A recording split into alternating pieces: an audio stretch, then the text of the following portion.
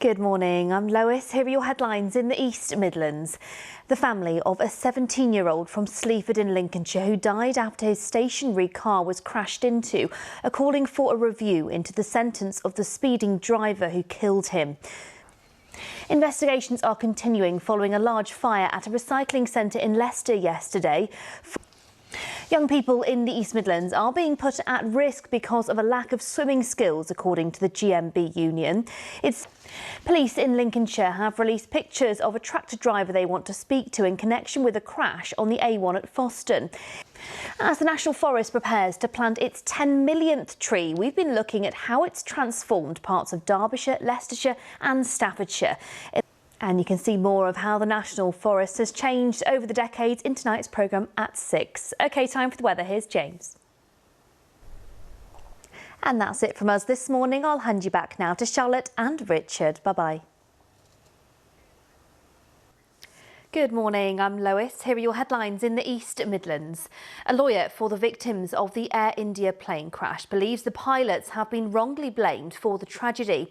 Attorney Mike Andrews is representing the crash's only survivor, Viswash Kumar Ramesh from Leicester, and said the crash could have been caused by a water leak. The Air Accidents Investigation Branch says it's in the process of reviewing the report. A proposed new solar farm at Toyota's Derby factory would provide a fifth of the energy it needs to produce 150,000 cars a year. The company. Key repairs are being made today on the Grand Union Canal in Leicestershire whilst it's closed because of the drought. The canal. A scientist from Leicester has developed a test which could help to preserve the endangered gibbon population from extinction. OK, time for a look at the weather now. Here's Des. Don't forget your raincoat today. Thank you, Des. And that's it from us this morning. I'll hand you back now to Kate and Richard. Have a lovely day. Bye-bye.